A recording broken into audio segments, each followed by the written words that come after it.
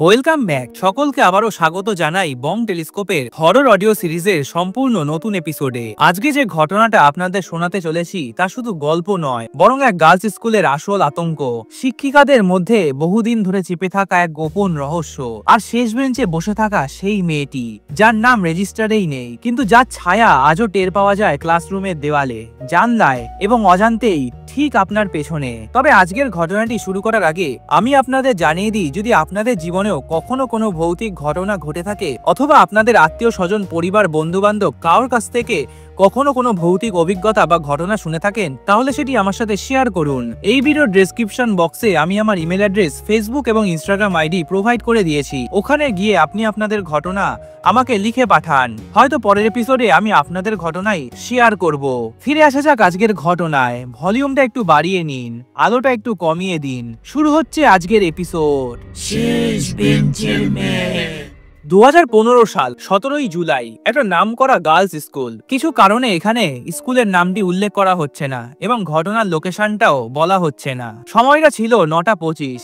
বর্ষায় হালকা ভেজা গন্ধে পুরো এলাকাটা যেন একটু ঝিমিয়ে আছে। সকাল 9:10 নাগাদ ইংরেজির নতুন টিচার মিসেস সৌম্যদীপ্তা রায় স্কুলে ঢোকেন। এবছরের মাঝামাঝি সময় তিনি অ্যাপয়েন্টমেন্ট পেয়েছেন, তাই আজই তার প্রথম ক্লাস। দরজার সামনে দাঁড়াতেই ক্লাসের ভেতরে মেয়েদের গুঞ্জন হঠাৎই থেমে যায়। এক অদ্ভুত চুপচাপ পরিবেশ। ক্লাসরুমটা বেশ ভালোই বড়, জানলাগুলো বেশ লম্বা। ঘড়িতে তখন ঠিক 9:25। সৌম্যদীপ্তা ম্যাডাম রেজিস্টার খুলেই বললেন, okay girls, settle down, let's start the attendance. মেয়েরা সবাই দাঁড়িয়ে। সৌম্যদীপ্তা ম্যাডাম একে একে নাম ধরা শুরু করলো। ক্লাসের শেষ বেঞ্চে একটা মেয়ে বসে আছে, মাথাটা নিচু, চুলগুলো সামান্য ভেজা, ইউনিফর্ম অন্য সবার মতোই, কিন্তু মেয়েটা এমন ভাবে বসে আছে যেন দীর্ঘদিন ধরে ওই একই জায়গায় বসে আছে। সৌম্যদীপ্তা কাছে গেলেন, কিন্তু অদ্ভুত ব্যাপার, ক্লাসের মেয়েরা সবাই চুপচাপ। নতুন ম্যাডামকে দেখে কেউ কিছুই বলছে না। ম্যাডামের গলায় একটু দ্বিধা। তিনি বললেন, you last bench, what's your name? মেয়েটা ধীরে মাথা তোলে, চোখ দুটো অদ্ভুত রকমের শান্ত, কিন্তু ঠোঁটের কোণায় একটা অল্প হাসি। সেই মেয়েটা খুব নরম গলায় বলল, ম্যাডাম, আমি নীলা। সৌম্যদীপ্তা রেজিস্টার দেখেন, নীলা নামের কোনো ছাত্রীই নেই, কেউ ট্রান্সফারও করেনি। তিনি আবার জিজ্ঞাসা করলেন, which section, who is your class teacher? মেয়েটা আবার মাথা নিচু করে বলে, আমি এই বেঞ্চেই থাকি ম্যাডাম। এই কেমন অদ্ভুত উত্তর, কিন্তু ম্যাডাম ভাবলেন হয়তো নতুন ভর্তি হবে, অফিসে তাই এখনো রেকর্ড আসেনি। ক্লাসটা শুরু হলো। সৌম্যদীপ্তা ম্যাডাম লেখার জন্য একটা টাস্ক করতে দিলেন, right 10 lines about your favourite teacher. Madam আবারও চেয়ারে গিয়ে বসলেন। সবাই লিখতে শুরু করেছে, কিন্তু শেষ বেঞ্চের মেয়েটা নীলা অদ্ভুত দ্রুত হাতে পুরো পাতা ভরে ফেললো। 1 মিনিটও লাগলো না। সৌম্যদীপ্তা আবারও এগিয়ে গেলেন। নীলার খাতাটা উল্টোতে গিয়েই তার হাতটা কেঁপে উঠলো। পাতার কালি এখনো ভেজা, কিন্তু লেখাটা যেন পেন দিয়ে নয়, কালো একটু দাগ ছড়ানো, যেন কালি নয়, অন্য কিছু। আর শেষ লাইনে লেখা, ম্যাডাম, আপনি তো আমাকে দেখতে পাচ্ছেন, বাকিরা কেন দেখতে পায় না আমায়? ম্যাডাম তাকাতেই হঠাৎই দেখা যায় নীলা আর নেই। বেঞ্চটা পুরোটাই ফাঁকা, চেয়ারটা একটু ঠান্ডা। সামনের বেঞ্চের থেকে দুটি ছাত্রী বলল, ম্যাডাম, কার সাথে কথা বলছেন আপনি? আর আপনি বারবার ওখানে যাচ্ছেন কেন? আপনি কি ঠিক আছেন? সৌম্যদীপ্তার গলাটা শুকিয়ে গেল। তিনি কোনো উত্তর দিতে পারলেন না, কারণ ঠিক এই মাত্রই কার সঙ্গে কথা বললেন তিনি। সৌম্যদীপ্তা ম্যাডাম আগের দিনের অভিজ্ঞতায় পুরো রাতটা সেদিন ঘুমাতে পারেনি, পুরো শরীরটা কাঁপছে। তবুও তিনি ঠিক সময়ে স্কুল এলেন।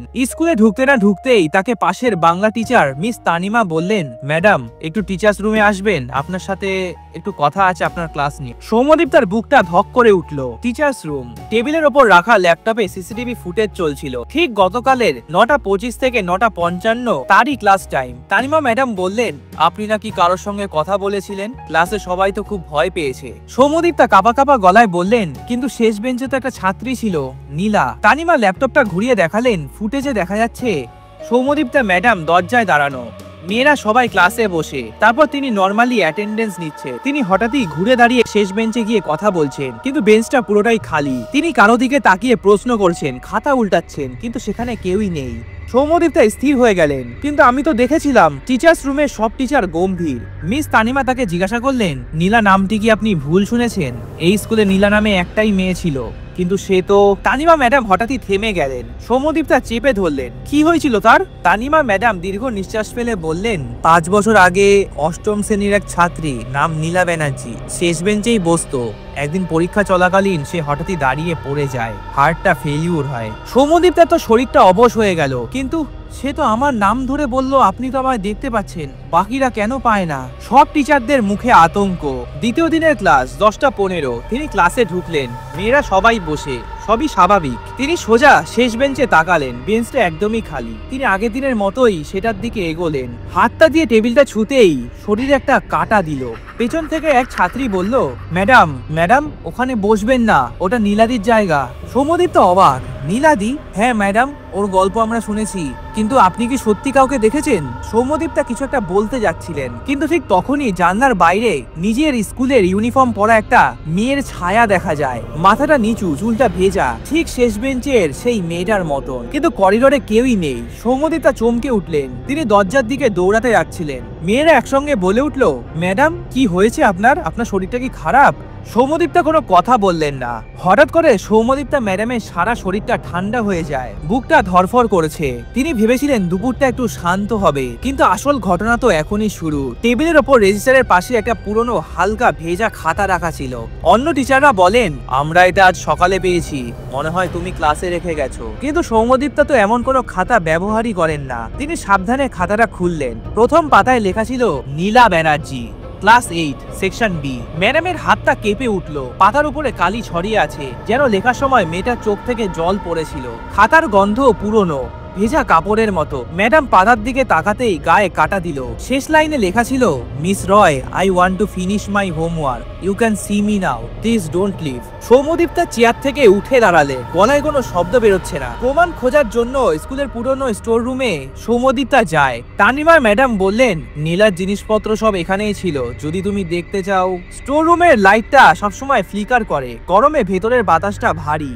এক কোণে কিছু পুরনো খাতা, একটা লম্বা ফাইল, একটা লাল ফাইল, আর ধুলো জমে থাকা একটা কাঠের আলমারি। সৌম্যদীপটা ধীরে ধীরে আলমারিটা খুললেন। ভেতর থেকে বেরোলো নীলার পুরনো একটা আইডি কার্ড, তার স্কুলের ব্যাজ, আর একটা ছোট্ট ডায়েরি। সামনে লেখা, নীলা ব্যানার্জি, পার্সোনাল ডায়েরি। ম্যাডাম ডায়েরিটা ধীরে ধীরে খুললেন। ধুলোটা ঝাড়তেই অদ্ভুত একটা শব্দ হলো।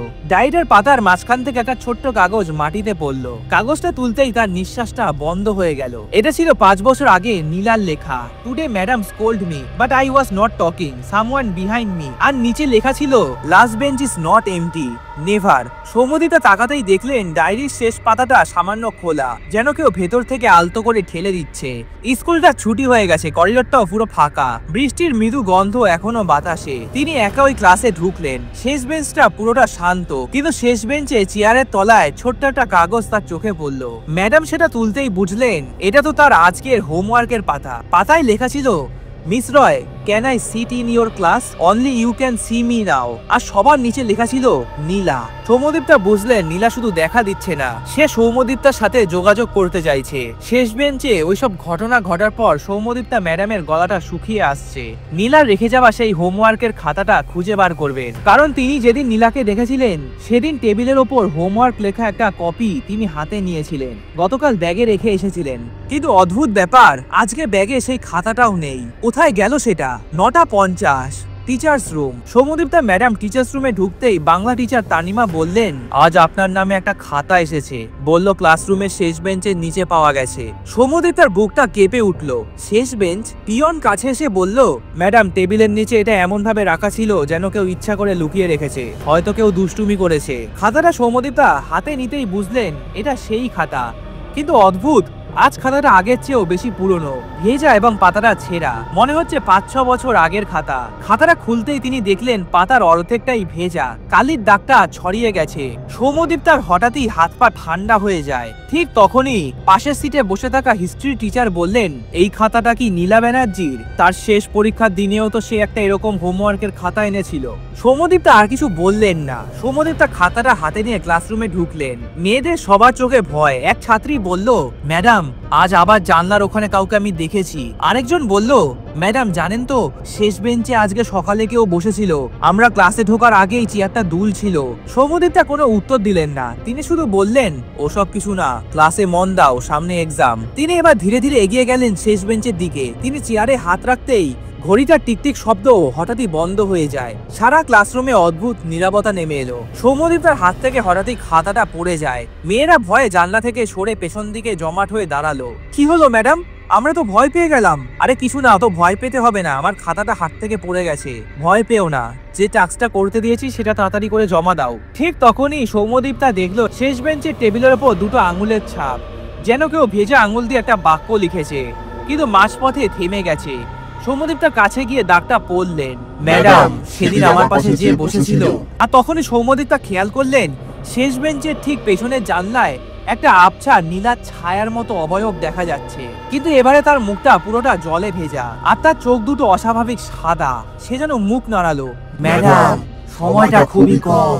সৌম্যদীপ তার ম্যাডাম ভয়ে চিৎকার করতে যাচ্ছিল, কিন্তু ঠিক তখনই স্কুলের ঘন্টা বেজে ওঠে। সেদিন রাতটা সৌম্যদীপ তার ম্যাডাম এক মুহূর্তেও ঘুমাতে পারেনি। ডায়েরিতে লেখা নীলার সেই লাইনগুলো বারবার মাথায় ঘুরছিল। পরের দিন সকাল স্টাফ রুমে ঢুকতে না ঢুকতে হিস্ট্রি টিচার মিস রঞ্জনা বললেন, ম্যাডাম আপনার সঙ্গে কিছু জরুরি কথা আছে। সৌম্যদীপ তা থমকে দাঁড়ালেন। রঞ্জনা ম্যাডাম ধীরে ধীরে বললেন, গতকাল যে পুরনো স্টোর রুমটা পরিষ্কার হয়েছিল সেখানে নীলার একটা পুরনো সিটিং চার্ট পাওয়া গেছে। Seating chart? সেটা আবার কি? রঞ্জনা ম্যাডাম একটা পুরনো হলুদ হয়ে যাওয়া কাগজ বাড়িয়ে দিলেন। সৌম্যদীপ তা তাকাতেই দেখলেন row 5 last bench seat number 4 Nila Banerjee. এখানে সে বসতো ঠিকই, কিন্তু কাগজের কোনায় লাল কালিতে একটা দাগ লেখা ছিল, যেন কেউ জোরে আঙুল চেপে ধরে রেখেছিল। রঞ্জনা ম্যাডাম বললেন, 5 বছর আগে পরীক্ষা চলাকালীন যে মেয়েটা পড়ে গিয়েছিল তার পড়ে যাওয়ার ঠিক আগে পেছনের কয়েকজন ছাত্রী তাকে নিয়ে রাগারাগি করছিল। সৌম্যদীপ তার বুকটা কেঁপে উঠল। কারা ছিল? কারা ছিল তারা? ম্যাডাম রঞ্জনা দীর্ঘ নিঃশ্বাস ফেলে বললেন, 3 জন মেয়ে ছিল, কিন্তু 2 জন তো অন্য শহরে শিফট হয়ে গেছে, কিন্তু একজন এখনো এখানে আছে। সৌম্যদীপ তার চোখটা বড় হয়ে গেল।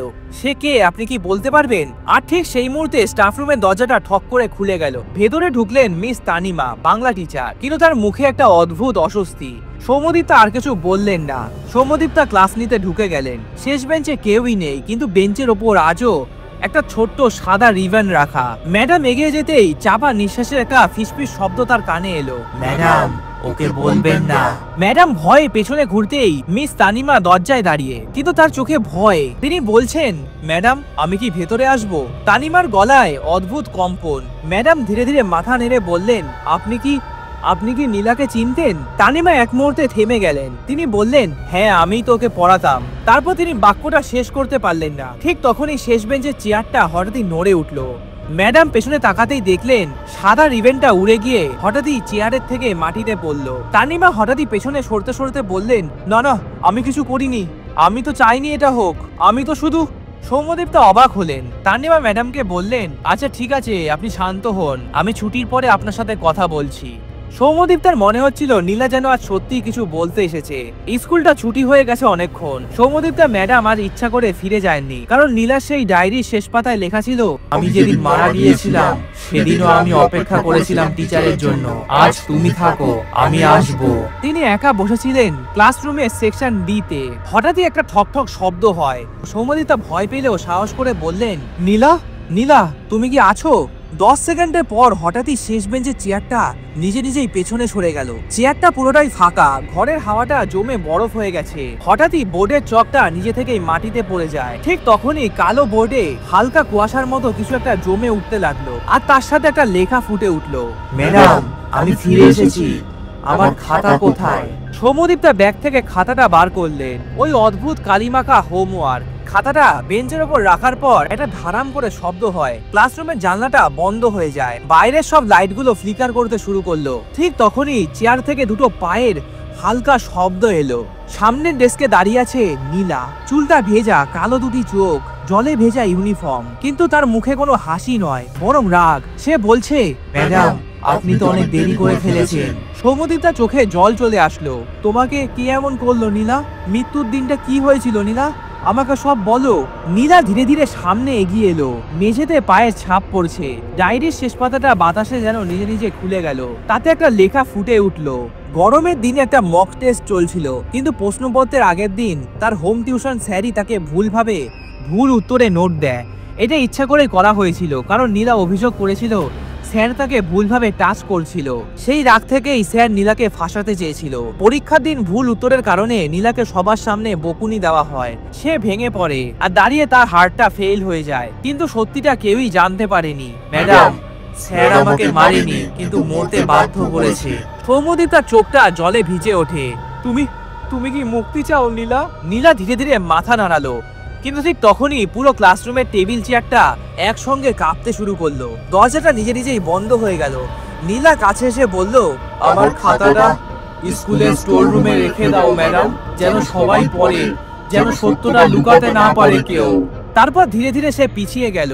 শেষ বেঞ্চে বসে হঠাৎই মাথা নামিয়ে ছায়াটা যেন মিলিয়ে গেল। হাওয়াটা স্বাভাবিক হলো, অন্ধকারটাও কেটে গেল। সৌম্যদীপ্তা ম্যাডাম নীলার খাতাটা স্টোর রুমে জমা দেয়। স্কুলে হইচই পড়ে যায়, টিউশন স্যারকে সাসপেন্ড করা হয়, তদন্ত শুরু করা হয়। কিন্তু সবচেয়ে ভয়ের ব্যাপার, ঘটনার দিন ক্লাসরুমে সিসিটিভি ফুটেজে দেখা যায় সৌম্যদীপ্তা ম্যাডাম একা বসে কাঁদছেন, হাত বাড়িয়ে কিছু একটা থামাতে চাইছেন। ঘরের জিনিসপত্র নড়ছে, কিন্তু কোথাও কেউ নেই। কিন্তু সৌম্যদীপ্তা ম্যাডাম তো জানেন তিনি যা দেখেছেন সেটাই সত্য। নীলার ডায়েরি পাওয়ার পর স্কুলের আগের মতো স্বাভাবিক পরিবেশ নেই। টিচার্স রুমে অস্বস্তিকর নিস্তব্ধতা, ছাত্রীদের মধ্যে কৌতূহল, ভয় মিশ্র একটা গুঞ্জন। আর সৌম্যদীপ্তা ম্যাডাম পুরো রাত জেগে সেই নীলার ডায়েরিটা পড়ে। একটাই কথা খালি মাথায় ঘোরে, আমি কি সত্যি তাকে শান্ত করতে পারবো? ডায়েরির শেষ পাতায় নীলা লিখেছিল, শেষ বেঞ্চে আমি শুধু বসে থাকতে চাই, আর কেউ আমাকে নিয়ে ভয় পাক এটা আমি চাই না। সৌম্যদীপ্তা ম্যাডাম সিদ্ধান্ত নিলেন আজ তিনি শেষবার নীলার সঙ্গে দেখা করবেন। ক্লাসরুমটা খালি রাখা হয়েছিল আজ। সৌম্যদীপ্তা ম্যাডাম আবার সেই ক্লাসে ঢুকলেন। চারিদিকটা অদ্ভুত শীতলতা। দরজাটা টেনে ভেতরে ঢুকতেই তিনি অনুভব করলেন মেঝে, বেঞ্চ, দেওয়াল সবই যেন বেশ একটু ঠান্ডা। ধীরে ধীরে সে শেষ বেঞ্চের দিকে এগোলেন। ম্যাডামের গলাটা শুকিয়ে গেল। তিনি শান্ত গলায় ফিসফিস করে বললেন, নীলা, নীলা, তুমি কি এখানে আছো? নরম একটা নিঃশ্বাস পড়ার শব্দ ভেসে এলো। হঠাৎই ম্যাডাম দেখতে পায় শেষ বেঞ্চে অল্প আলোর ছায়ার ভেতরে বসে থাকা সেই মেয়েটা। ধীরে ধীরে মাথা তুলল, চোখ দুটো নরম, শান্ত। ম্যাডাম, আপনি আমাকে আবার ডাকলেন? সৌম্যদীপ্তা কাঁপা গলায় বললেন, আমি তোমাকে একটা কথাই বলতে এসেছি, তুমি কারোর জন্য ভয় নয়, তুমি এখানে আটকে ছিলে, তুমি খুবই একা ছিলে। আমি জানি ম্যাডাম, আমি শুধু আমার বেঞ্চটা ছাড়তে পারছিলাম না। ম্যাডামের চোখে জল চলে আসলো। যারা তোমার সঙ্গে খারাপ করেছিল তারা ঠিক শাস্তি পাবে। তোমার ডায়েরি স্কুলে জমা দেওয়া হয়েছে, সব সত্যি বের হবে। নীলার চোখে একটা আলো ঝিলিক উঠলো। তাহলে কি আজ আমার শেষ দিন ম্যাডাম? ম্যাডাম মাথা নাড়ালেন। ক্লাসরুমটা হঠাৎই খুব নিস্তব্ধ হয়ে গেল। বাইরে বৃষ্টিটাও থেমে গেছে। নীলা ধীরে ধীরে দাঁড়ালো। নীলা বলল, ম্যাডাম, আপনি আমাকে ডেকেছিলেন বলে আমি আবার নিজেকে খুঁজে পেলাম ম্যাডাম। আমি কাউকে ভয় দেখাতে চাইনি ম্যাডাম। সৌম্যদীপ্তা আর সহ্য করতে পারলো না, চোখ দিয়ে জল গড়িয়ে পড়লো। নীলা, তুমি এবার চিরদিনের জন্য শান্তি পাও, এটাই আমি চাই। নীলা এক পা দুপা করে এগিয়ে এলো। তার অবয়বটা যেন ধীরে ধীরে ফিকে হয়ে যাচ্ছে। ম্যাডাম, যদি কখনো শেষ বেঞ্চটা আমার জন্য খোলা রাখেন তাহলে আমি খুবই খুশি হব ম্যাডাম। সেই কথাটা বলে নীলার সেই অবয়বটা জানলার দিকে ঘুরলো আর বাতাসের সঙ্গে হঠাৎই মিশে গেল। শেষ বেঞ্চে শুধু একটা ভেজা হাতের দাগ রয়ে গেল, যেন কেউ আলতোভাবে বেঞ্চটা স্পর্শ করে বিদায় নিয়েছে। স্কুলে তদন্ত বসে। ডায়েরিতে যার নাম ছিল সেই টিচার, তার সাথে সেই দুই সিনিয়র মেয়েকে জিজ্ঞাসাবাদ করা হয়। সত্যটা বেরিয়ে আসে, 5 বছর আগে পরীক্ষার সময় নীলাকে ইচ্ছা করে মানসিক চাপ দেওয়া হয়েছিল, তার ইনহেলার লুকিয়ে রাখা হয়েছিল। এইসবেই হঠাৎ করে নীলার কার্ডিয়াক অ্যারেস্ট হয়। প্রমাণ মিলেছে খাতায়, ডায়েরিতে এবং অন্যান্য ছাত্রীদের সাক্ষ্যে। নীলা অবশেষে ন্যায় পেল। সৌম্যদীপ্তা ম্যাডাম আবার একই ক্লাসে ঢোকেন। সব ছাত্রী বসে আছে, শেষ বেঞ্চটা খালি, চেয়ারটা অদ্ভুতভাবে শান্ত। তিনি সামনে গিয়ে ধীরে ধীরে হাত বুলালেন টেবিলে। তিনি মনে মনে বললেন, নীলা, তুমি এখন শান্তিতে থাকবে। আর সেই দিন থেকে শেষ বেঞ্চে আর কোনো ঘটনা ঘটেনি, আর কখনো কেউ ছায়া দেখেনি। আর তারপর থেকে জানলার বাইরে ভিজে থাকা কোনো মেয়ের অবয়বও দেখা যায়নি। এটাই ছিল আজকের ভয়ঙ্কর একটা বং টেলিস্কোপের হরর অডিও সিরিজের সত্যি ভৌতিক ঘটনা। শেষ বেঞ্চের মেয়েটার এই গল্প কেবল একটি স্কুলের নয়, কত অদেখা, কত অজানা সত্যকে লুকিয়ে রাখা হয়, ঠিক সেই অন্ধকারের করিডরের মতোই।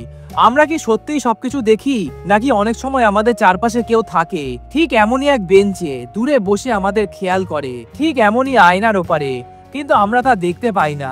আপনাদের যদি এই পর্বটি ভালো লেগে থাকে তাহলে অবশ্যই লাইক করুন, শেয়ার করুন আপনাদের বন্ধু বান্ধব, আত্মীয় পরিজনের সাথে, আর কমেন্ট করে জানাবেন আপনাদের মতামত। আর সাবস্ক্রাইব করে আমাদের সঙ্গে থাকুন, কারণ সামনে আসছে আরো অনেক বাস্তব ঘটনার রহস্য, ভয় আর অন্ধকারে ঢাকা গল্প। খুব শীঘ্রই দেখা হবে পরের এপিসোডে। ভালো থাকবেন এবং সুস্থ থাকবেন।